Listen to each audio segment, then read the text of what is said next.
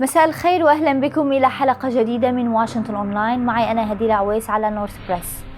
منذ بداية الحرب السورية الممتدة منذ أكثر من 10 سنوات، عملت إيران على توظيف استراتيجية سياسية واقتصادية وعسكرية متعددة الأبعاد في سوريا، الأمر الذي مكن النظام الإيراني من بسط سيطرته على معظم المناطق التي استعادتها الحكومة السورية بمعونة إيرانية، لتبقى مناطق شرق سوريا الخاضعة لقوات سوريا الديمقراطية بعيدة وعصية عن النفوذ الإيراني.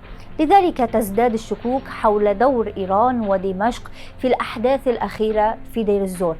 نتحدث اليوم عن السياق التاريخي لاستراتيجيات النظام السوري وإيران في كل من سوريا والعراق، وهل يتكرر سيناريو تجنيد المتطرفين في شرق سوريا وإرسالهم إلى العراق كما حدث إبان الغزو الأمريكي للعراق.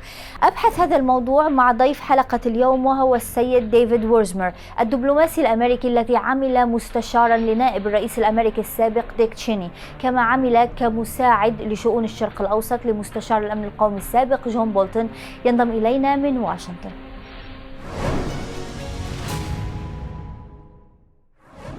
أهلا وسهلا بك ضيفي الدبلوماسي السيد ديفيد وورمزر معنا في حلقة اليوم من واشنطن أونلاين. سيد ديفيد، هناك تقارير تتحدث عن ضلوع النظام الإيراني والنظام السوري كذلك في الأحداث الأخيرة، التصعيد الأخير في دير الزور، وهناك من يقول أنه حراك شعبي بعيد عن أي مؤامرات خارجية. هل تعتقد بوجود مصلحة للنظامين السوري والإيراني فيما يحدث اليوم في دير الزور؟ Well, I think they do because right now Iran is facing a pretty serious internal conflict with its population essentially in broad revolt. And that entire area of the northern part of Iraq, all the way over, reaching into Syria, whether it's Kurdish or whether it's Sunni tribes or whatever it is right now, the Iranians are terrified on one level of the basing of some sort of opposition forces within these relatively uncontrolled areas for them that could use that as a structure to move information, if nothing else, but certainly other things as well, into and out of Iran in the north through smuggling routes and so forth. So for them, positive control now of the Kurdish regions, the Yazidi regions, and everywhere is becoming quite important. The second thing is Iran understands it's reaching the red line on its nuclear program, as well as its regional threats. And it knows that it could well be in conflict with Israel and maybe the United States, less likely, but certainly with Israel very soon. So it has to consolidate its position in Syria, its regime, it's basically its vassal or satrapy regime in Syria and in Lebanon. And to do that, they have to strengthen Hezbollah, they have to strengthen the militias, and they have to establish their control in a contiguous corridor going all the way from Iraq all the way over toward the center of Syria and Lebanon. So for them, both from a geostrategic point of view, as well as from an internal stability point of view, right now they're very aggressive. Very, very aggressive in that area to consolidate their imperial control. سيد ديفيد، التصريحات العلنية لدمشق وطهران تقولها صراحة هناك انزعاج من حالة الشراكة بين قوات سوريا الديمقراطية والجيش الأمريكي ووجود أمريكا في شرق سوريا. هناك رغبة ودعوات لخروج الجيش الأمريكي من هذه المنطقة. هناك تقارير سابقة عن حالات كان فيها تحالف حتى بين جماعات إرهابية متطرفة وجماعات مدعومة إيرانيا أو مقربة من إيران ضد الجيش الأمريكي في بعض المناطق، مثل ما حدث في العراق إبان الغزو الأمريكي للعراق. هل هناك استراتيجية شبيهة تتطور اليوم في شرق سوريا؟ Yeah, I'm so glad you mentioned that. People in Washington, I don't think fully understand it. They assume Al-Qaeda, ISIS being essentially Sunni, and Iran being Shiite, and Syria being Alawi, that they hate each other and they can never work together. But it's wrong. It's wrong because the history tells us so.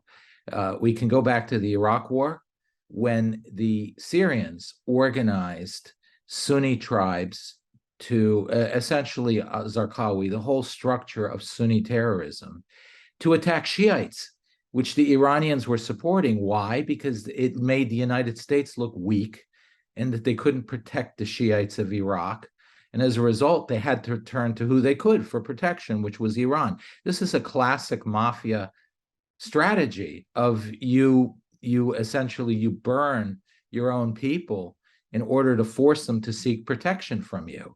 And that's essentially what the Iranian-Syrian alliance was doing from 2003 all the way onwards in Iraq, which was they were supporting the Sunni tribal attacks. Well, not tribal, the terrorist attacks, Zarqawi and so forth, against the Shiites and against the United States to show a climate of lawlessness and failure to protect the people who are under our protection. So Syria had a very established structure within these Sunni areas that go back to Hussein Kamal's defection from Iraq in 1995. When Hussein Kamal defected to Jordan, he tried to establish sort of a tribal alliance, Dulaimis, Shamaris, and so forth. And when he redefected back to or returned back to Iraq and was executed, that whole structure was orphaned. And rather than being oriented toward Jordan, the Syrians moved in very aggressively to establish their role among those tribes, to establish a radicalized Sunni terrorist substructure among those tribes. And that's the structure they employed in the Iraq War. And that goes all the way through the essentially the Syrian regime has its access to Sunni terrorism and uses it. The Iranians see utility in that. They may have tensions at times over tactics, how far to go, how fast to go. These are tactical differences, not strategic.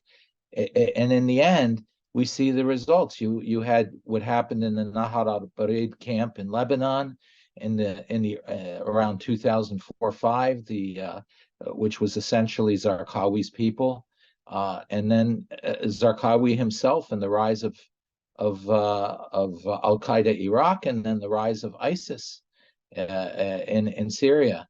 So yes, Syria has always been involved with these Sunni terrorist organizations and has used them effectively. The Kurds too at times have their role too with those organizations. إذا كان لدى الولايات المتحدة كل هذه التجارب السابقة مع التأثير السلبي للنفوذ الميليشياوي الإيراني على الأمن والاستقرار الإقليمي، ودور الميليشيات الإيرانية أيضا في ظهور جماعات متطرفة مثل تنظيم داعش الإرهابي، هل هناك اليوم وعي وإدراك في الولايات المتحدة لخطورة هذه التدخلات الإيرانية في شرق سوريا وتأثيرها السلبي على المهمة الأمريكية لمكافحة تنظيم داعش وضمان القضاء على تنظيم داعش، وهي المهمة التي تبقى القوات الأمريكية في سوريا لأجلها؟ I think the United States is not homogenous in that. I think there were a lot of people in the United States who did understand that. I think General Odierno figured it out toward the end. I think General Petraeus figured it out. But I think by and large, the establishment in Washington tends to treat terrorism and these terrorist organizations, even these large state-like terrorist organizations like ISIS, as non-state actors, and they think that they can engage with states in order to control them. They know states support them, and as a result, they think they can leverage that support into pressure on those terrorist organizations if they pressure the states or they engage the states. So unfortunately, I think what the United States does is they engage with the Syrians and they engage with the Iranians in hope that that will actually bring things under control. The second thing, they labor under the idea, again, that all Sunni terrorists are enemies of Iran, so that therefore it makes sense to side with Iran against these Sunni Arab terrorists like ISIS, when in fact, some of them are being encouraged by the Iranians and helped by the Iranians to attack Americans. And then they, again, are the solution. Again, it's like the mafia protection money. They create the problem and then they graciously offer themselves up as the solution to the problem. So I think the United States does see connections. Some get it more than others. But at the end of the day, I think strategically, the foreign policy establishment in Washington tends to be rather naive and tends to credit states with far more will and ability to control them, and moreover, doesn't understand the strategic use of terror by these states, and therefore doesn't understand how serious a threat the states are behind these terrorists rather than just the terrorists.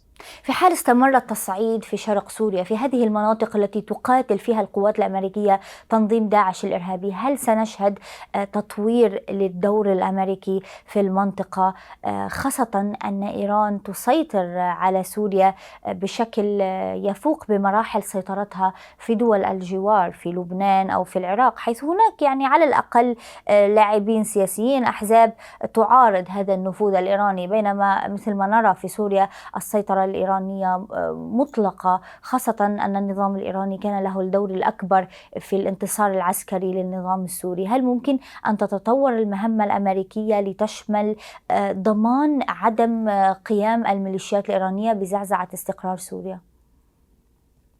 I believe so. I think Syria is the weak link for Iran, even though it looks very stable. It's very stable because neither the United States nor the Israelis nor the Turks have fundamentally challenged the domination of Syria by Iran and its minion, Assad. So I believe if the United States increased its support for various opposition forces in Syria and threatened the Syrian regime, that is so valuable, that is so critical to everything Iran does in the region, that they would pull back and they would try to figure out how to maintain that regime and and that would, to some extent, divert their resources from Lebanon, from Yemen, from Iraq to some extent, and so forth. The truth is, a collapse of the Syrian regime for Iran would be catastrophic. I don't believe the Iranian regime could survive a collapse of the Syrian regime, and yet I do believe that the regime in Syria is much more vulnerable than we think. It all rests on the power of Hezbollah.